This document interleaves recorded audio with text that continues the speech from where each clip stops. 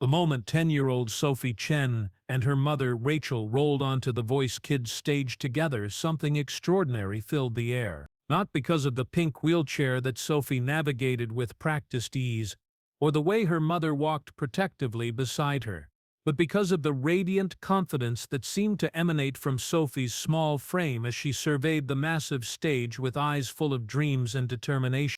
What nobody in that studio knew was that Sophie had been paralyzed from the waist down since birth due to spina bifida, but she had never let her wheelchair define what was possible for her life, and what was about to happen would prove that some spirits soar highest when the body faces its greatest challenges. Hidden in their story was a bond forged by resilience, strengthened by advocacy, and sustained by the kind of mother-daughter love that refuses to accept limitations when dreams are on the line. Let me take you back to understand how this extraordinary pair reached this stage, because their journey proves that some of the most powerful performances come from people who understand that physical limitations are no match for limitless hearts.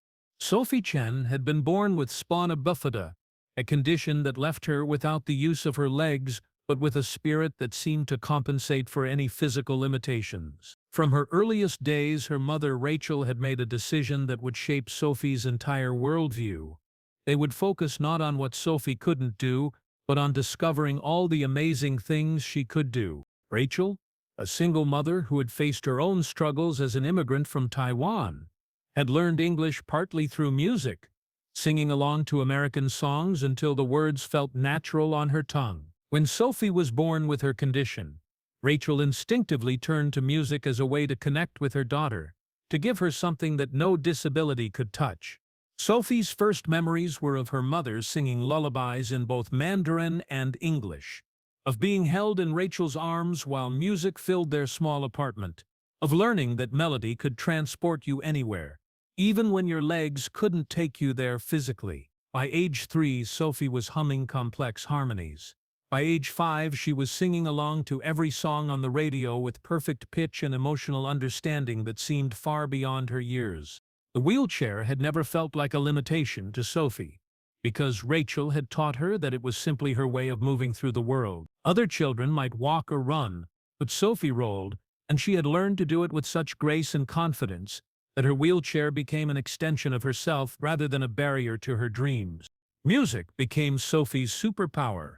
When other children might feel sorry for her or treat her differently because of her disability, Sophie would sing, and suddenly all those differences melted away. Her voice was pure, powerful, emotionally rich, in ways that made people forget she was sitting in a wheelchair and remember only that they were hearing something beautiful. School had presented its challenges, as it always does for children with visible disabilities. But Sophie had developed a strategy that worked without fail. Whenever she felt left out, whenever someone stared or asked uncomfortable questions about her wheelchair, whenever she sensed pity or awkwardness from adults or children, she would start singing. Her voice had a way of shifting focus from what she couldn't do to the incredible things she could do. "Mama," Sophie had said one day after a particularly difficult playground interaction where some children had asked why she couldn't just get better and walk, "I think my wheelchair is like my stage. It's where I sit when I make music that makes people happy." Rachel's heart had both broken and soared at her daughter's wisdom, at the way Sophie consistently chose to see opportunity where others saw obstacle, possibility where others saw limitation. The idea to audition for the Voice Kids had come from Sophie herself. She'd been watching the show religiously, studying every performance, every coach's reaction, every moment of triumph and acceptance. "Mama," she had said one evening after a particularly moving episode, "I want to show people that you don't have to stand up to stand out. I want to sing there and show everyone that my wheelchair doesn't make my voice any smaller." Rachel had felt the familiar mix of pride and protectiveness that came with having a child who dreamed big in a world that didn't always make space for different kinds of dreamers. She knew Sophie's talent, knew the power of her voice, and the strength of her spirit, but she also knew that national television could be unforgiving, that viewers might focus on Sophie's disability rather than her ability. But Sophie was determined with the kind of unshakable confidence that had carried her through 10 years of proving that wheelchairs and dreams were perfectly compatible. "Mama, I want to sing Fly because that's what my voice does. It flies even when my legs can't." The audition process had required special accommodations to ensure Sophie could participate fully. The Voice Kids production team had worked with accessibility advocates to modify staging, camera angles, and logistics to showcase Sophie's performance without making her disability the focus. When they heard Sophie's audition video, a stunning rendition of Fly, recorded in her bedroom with Rachel harmonizing softly in the background, they knew they had discovered something special. Standing on the voice stage now, Sophie felt every dream she'd ever had crystallizing into this single moment. Her wheelchair was positioned perfectly at the accessible microphone setup, her mother standing supportively beside her, both of them dressed in matching purple outfits because purple was Sophie's favorite color, and Rachel believed that coordinating outfits gave them extra confidence. Blake Shelton, Kelly Clarkson, John Legend, and Niall Horan sat in their red chairs, their backs turned, unaware that they were about to meet a young performer who would redefine their understanding of what it meant to soar, to overcome obstacles, to find freedom through music regardless of physical limitations. "Whenever you're ready, sweetheart," Blake called out encouragingly, his voice carrying that familiar warmth that made Sophie feel like she was singing for family rather than strangers. Sophie adjusted her position in her wheelchair, reached for the microphone with hands that trembled slightly from excitement rather than nerves, and looked at her mother for the reassuring nod that had preceded every important moment in her life. "Before I sing," Sophie said, her voice clear and confident despite her young age, "I want to tell you something important." The coaches remained in their chairs, but something in Sophie's tone suggested this wasn't a typical introduction. "I have spina bifida, which means my legs don't work," Sophie continued matter-of-factly. "I've been in a wheelchair my whole life. Some people think that means I can't do things that other kids can do." Sophie's voice began to fill with emotion, not sadness, but passionate conviction. "But I want everyone to know that I can't walk, but my voice can fly. My wheelchair isn't what's wrong with me, it's just how I move through the world while I'm making music." Rachel, watching her daughter advocate for herself with such grace and strength, felt tears beginning to form as she witnessed Sophie's courage in action. Sophie's voice grew stronger as she continued, "My mama taught me that music doesn't care if you're sitting or standing. It only cares if you're singing from your heart. And my heart is really, really big." The studio fell into moved silence as everyone processed what they were hearing, not just Sophie's words, but the profound confidence and self-acceptance they represented, the wisdom of a 10-year-old who had learned to see her differences as simply part of what made her special. Sophie began to sing Fly by Maddie and Tay, but her version was transformed by her life experience, by her understanding of what it really meant to soar despite limitations, to find freedom through music when your body couldn't provide it through movement. "I've always been a dreamer, been a wishful thinker, but I never thought that I could really fly." As Sophie sang, something magical happened. Her voice, pure and powerful, seemed to lift not just from her throat, but from her entire spirit. She began to move in her wheelchair, not trying to hide or minimize it, but incorporating it into her performance, using her upper body expressively, making her wheelchair part of the artistic expression rather than something to overcome. Rachel watched her daughter transform before her eyes, watching Sophie become not just a girl in a wheelchair singing a song, but an artist creating something beautiful, something that transcended any physical limitation. The coaches sat transfixed, understanding that they were witnessing something unprecedented. This wasn't just a talented child with a disability. This was a performer who had found a way to make her difference into part of her artistry, her limitation into her liberation. When Sophie reached the chorus, "I'm gonna fly, fly, fly, catch the wind and touch the sky," her voice soared with the kind of freedom that can only come from someone who truly understands what it means to find wings when you can't find your legs. But this is the moment no one in the studio and no one watching at home ever saw coming. As Sophie sang, she began to demonstrate something that left everyone breathless. She started to dance in her wheelchair, her upper body moving with such grace and expression that the wheelchair became not a limitation but a different kind of stage, a unique platform for her artistry. Blake Shelton was out of his chair before Sophie had finished the first verse, not because he was concerned, but because he was mesmerized. He found himself drawn to the stage by the sheer power of Sophie's performance, by the way she had redefined what it meant to move to music. When Sophie finished, the silence in the studio was profound. Then Blake began to applaud, but instead of the typical standing ovation, he got down on one knee beside Sophie's wheelchair, putting himself at her eye level in a gesture of respect and recognition. "Sophie," Blake said, his voice thick with emotion, "I have never, in all my years of coaching, seen anyone fly higher than you just did. You didn't just sing that song, you lived it, you became it, you showed everyone in this room what real freedom looks like."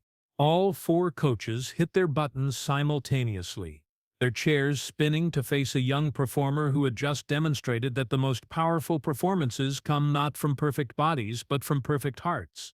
Kelly Clarkson was already wiping tears from her eyes as her chair completed its turn. "Sophie, honey, you just proved that the most beautiful flights happen when someone refuses to let anything keep them grounded. Your voice, your spirit, your courage, that's what real flying looks like." John Legend, clearly moved, added, "Sophie, what you just shared with us was more than a performance. It was a master class in resilience, in finding your own way to soar, in understanding that limitations are just opportunities to discover new forms of freedom." Niall, speaking directly to Sophie with the kind of respect usually reserved for seasoned professionals, said, "That was absolutely incredible, Sophie. You've shown us all what it means to truly fly." But Blake wasn't finished. He remained kneeling beside Sophie's wheelchair, his voice taking on the quality of someone who had just witnessed something life-changing. "Sophie, I want you to know something," Blake said, his Oklahoma drawl thick with emotion. "You just taught everyone in this room that strength isn't about what your body can do, it's about what your spirit chooses to do. You chose to fly, and you took all of us with you." Rachel, who had been standing proudly beside her daughter throughout the performance, finally spoke up, her voice filled with the kind of maternal pride that comes from watching your child exceed every expectation.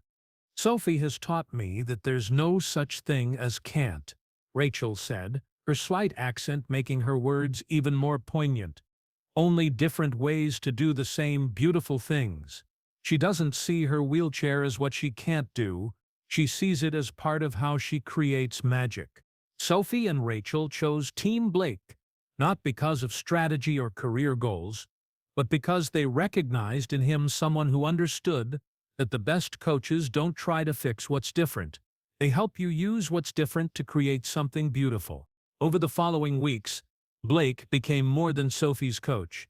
He became her advocate for accessibility and performance, working with the voice production team to ensure that Sophie could compete on equal terms while celebrating rather than hiding what made her unique. He learned about adaptive staging, about different ways to choreograph for wheelchair users, about the amazing possibilities that opened up when you stopped seeing disability as limitation and started seeing it as creative opportunity. "Working with Sophie changed everything for me," Blake said in an interview during the live shows. "She taught me that the most powerful performances happen when people stop trying to be like everyone else and start being the most authentic version of themselves." Sophie doesn't perform despite her wheelchair. She performs with it, and it makes her artistry unlike anything I've ever seen. Sophie's journey through the competition became a celebration of adaptive artistry, of different forms of movement and expression, of the power of music to transcend any physical limitation. Her version of Stronger brought the studio to its feet, those who could stand. Her duet with Blake on I Can See Clearly Now became an anthem about different perspectives creating clearer vision. During the finale, Sophie performed an original song that Blake had helped her write, called Rolling Thunder. As she sang about making her own path, about finding ways to dance even when you can't stand, about the different kinds of strength that come from facing challenges with grace. There wasn't a dry eye in the studio. Sophie finished second in the competition, but her real victory was already won. She had shown millions of viewers that disability doesn't diminish artistry, that wheelchairs and dreams are perfectly compatible, and that some of the most beautiful flights happen when people refuse to let anything keep them grounded. In their final performance speech, delivered with Sophie holding the microphone while seated proudly in her wheelchair, they shared a message that resonated far beyond the competition. We want every person with a disability to know that different doesn't mean less capable. It means you get to find your own amazing way to do amazing things. And we want everyone to remember that the most beautiful performances happen when people have the courage to be exactly who they are. Blake stood behind them throughout their speech, one hand gently placed on Sophie's shoulder, tears streaming down his face, as this 10-year-old girl taught the world a lesson about strength, creativity, and the infinite ways that humans can learn to fly. Today, Sophie continues to perform with Rachel's unwavering support, using their platform to advocate for accessibility in the arts and to show the world that people with disabilities have incredible talents to share. She's become a role model for young people with spina bifida, proving that wheelchairs and stages are perfectly compatible. The wheelchair-accessible microphone setup that The Voice created for Sophie has become a permanent part of their stage design, ensuring that future contestants with mobility differences can compete on equal terms. Blake Shelton learned something that night that changed his understanding of performance forever. Sophie taught me that the most incredible flights don't happen when everything is perfect. They happen when someone decides that nothing, not even the biggest challenges, can keep them from sharing their gifts with the world. Because sometimes the most powerful voices belong to people who understand what it really means to soar.